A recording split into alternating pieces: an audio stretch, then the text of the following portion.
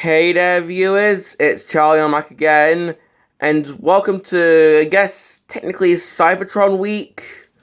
Yes, despite the fact that yesterday I reviewed Armada Hoist, the rest of the reviews for this week are going to be Transformers Cybertron figures. So you can technically count this as Cybertron week if you want to. And if you want to count Hoist as part of Armada week, then go ahead. But I'm going to start this off by reviewing Cybertron Clocker. Psych! I actually have this guy's card, and this is not Clocker. This is in fact a Japanese release named Skids.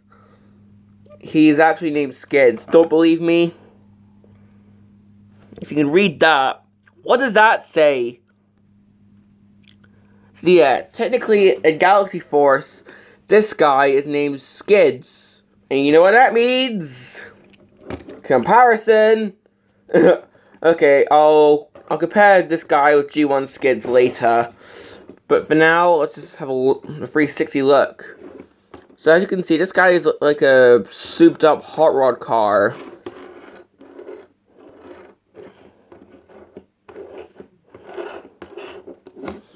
Underneath, which of course there's a bit of robot junk underneath, but it's a car, so you can sort of forgive that, because you're never meant to see underneath of a car unless you're doing maintenance on it.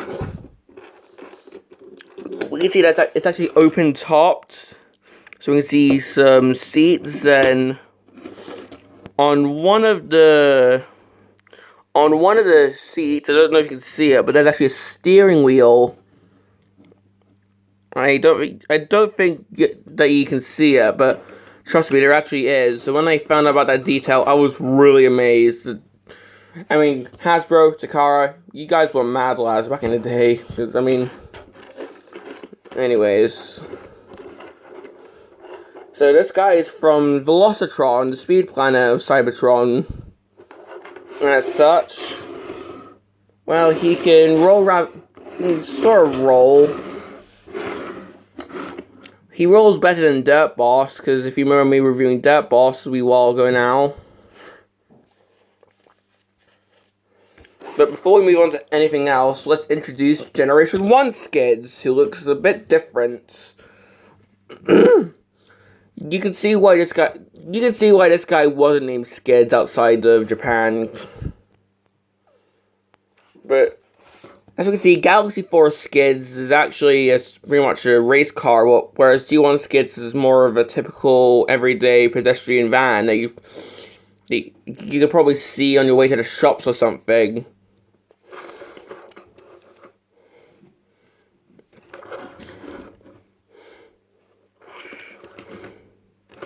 So yeah, you can see why this guy was not named Skids in Cybertron and was instead named Clocker.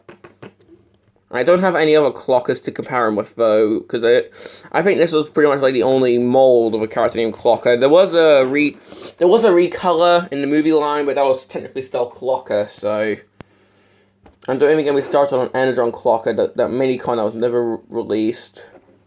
But, well, before we move on to the transformation, this is a Cybertron figure, or Galaxy Force figure, so we have to introduce his Cyber Key, or as they were called in Galaxy Force, Force Chip. Okay then. And seeing how this is a Japanese Cyber Key or Force Chip, there's no numbers on the back, unfortunately, so yeah. Now, I actually also use this key on my version of Dirt Boss, which is actually the Hasbro release. It's not the Japanese release, but that's just because my copy of Dirt Boss didn't come with a Cyber Key. I also have an Autobot Cyber Key from Blaster, the Universe guy. A Decepticon Cyber Key from Supreme Starscream, if you remember that review. I even have a spiky purple Decepticon key from movie Mudflap. And I have an Earth Key from Thundercracker. And that reminds me of something. A quick story before I show the gimmick.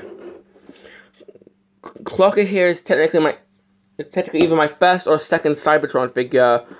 I say first or second because I remember once buying Cybertron Skywarp for my collection, but when I got him, he broke in half the day I got him. I think I was being a bit too rough, but I may not have Skywarp anymore, but I recently I managed to acquire Cybertron Thundercracker, and he's yet to break. So, yay! But a gimmick, what we do is we force this ship into the back. See, and what that does is it flips up these bits, and then you can fold these bits out, and these form little guns. So yeah, if he wants to go all twisted metal, then he can.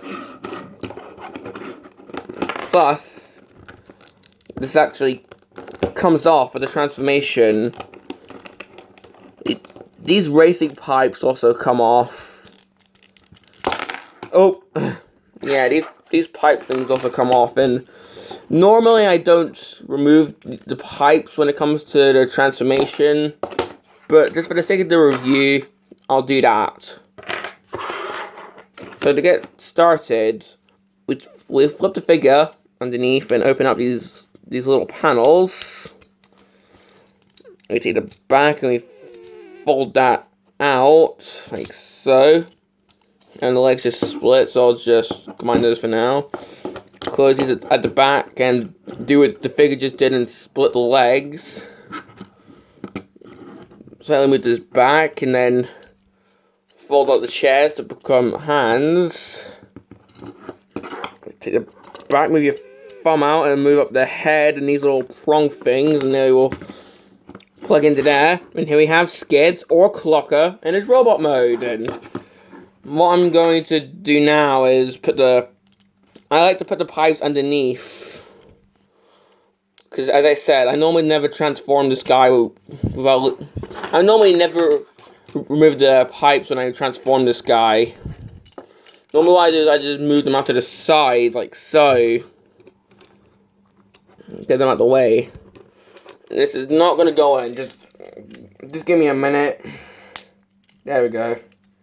It's always when a YouTuber is recording something, the thing they have to review always has to fight them. But here we have Skids or Clocker. I'll just give him his handheld weapon again.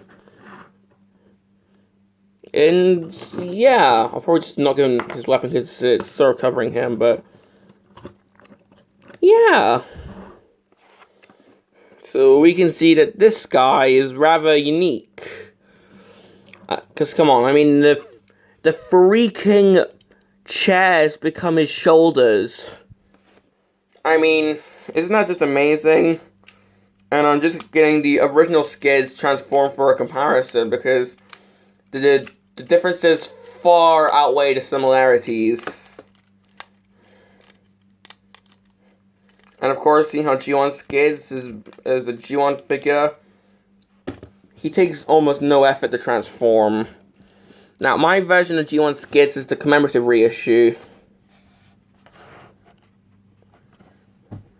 So we can see a whole ton of differences. I mean, the heads are different. The colors are way different.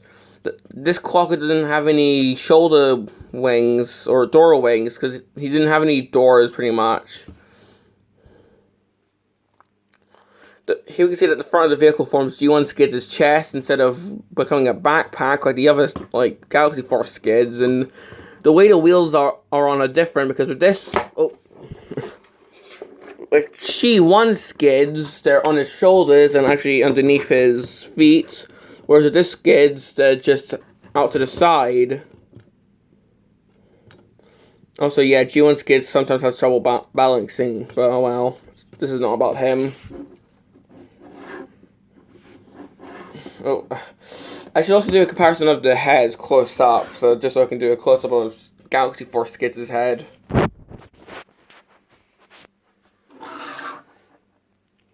Here we can see that.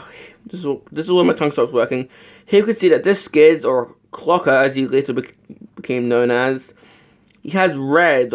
He has an entire red forehead with just that little blue mohawk, and the rest of the head is blue and silver.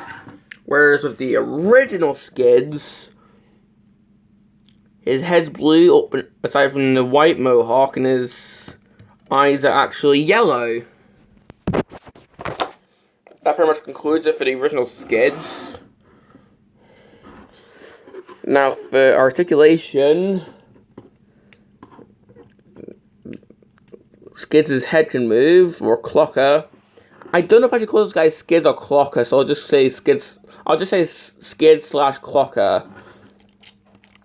He can do the famous T-pose. His arms can move up. Got elbows. Sadly, they can't. The elbows can't really swivel because they're on hinges to the ball joints.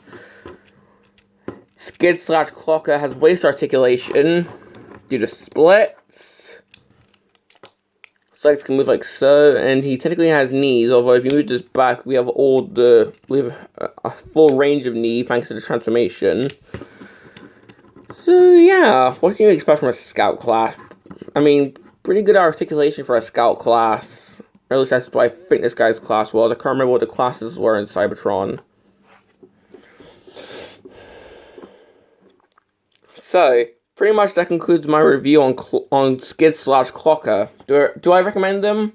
Yeah, he's a fun desk toy. And, well, that's all I have to say. He's fun to mess with. So yeah, that pretty much concludes my review on either Galaxy Force Skids or Cybertron Clocker, depending on what you prefer to call him. And this is Charlie Young, signing off.